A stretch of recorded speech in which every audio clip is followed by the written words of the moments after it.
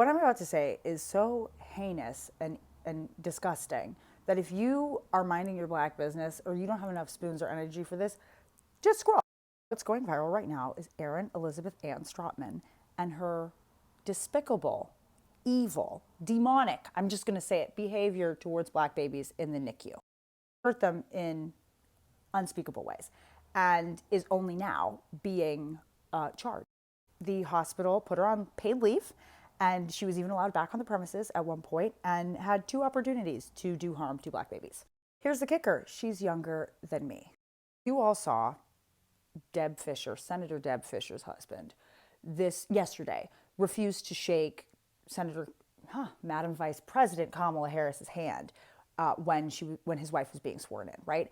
And what we all said was, oh my gosh, look at this old man who has no respect for black women, is extremely rude and racist, and look at how he's a product of the past. And then I read about the black NICU baby terrorism attack, because that's what that is, and I thought to myself, oh man, that email that I sent Fisher, Professor Fisher, at his workplace, telling him that his behavior was antiquated, I was wrong. It's not antiquated, it's alive and well and kicking. It's just this great reminder that the response, the ingrained historical response that is ongoing, the tradition that is passed down to people with power, to people who have a perceived idea of their power because they are white, because they have decided to define themselves as white people.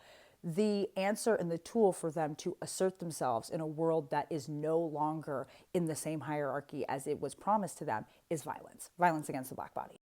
When you realize that, you can understand why when you are going about in your life trying to do a cooking show like Megan, or trying to have a nice home, or trying to wear clothes that you like, or save money in a way that you want to save money, or start your business, or whatever, all of those things that go towards your black body being safe, being cared for. That's why there's such a resistance to it. Yes, is it jealousy? Yeah, it's jealousy that's mitigated by their own sense of what is owed to them, what they are entitled to because of the color of their skin. Granted, the color of their skin thing, that's the excuse used to deal with the jealousy, to deal with the sense of aggrievement, or this sense that they have been disenfranchised in some way. There's the idea that because the civil rights movement happened and because the laws are more on our side now, because things have equalized, that sentiment is dealt with because of the law. And that is actually not the case. This sentiment, this young girl hurting those bodies in the way that she could, that is actually going to increase before it decreases. And you have to be prepared for that. It is increasing because the more the law sides with black people and black communities and anybody else who is not, who looks like the founding father, the more that the law makes space for that, the more aggrieved certain people are going to feel. The more people who have never really examined their sense of place in American society, they're going to be thinking about it now. And they are going to put that wrath on somebody. And it will probably be a body that looks like yours.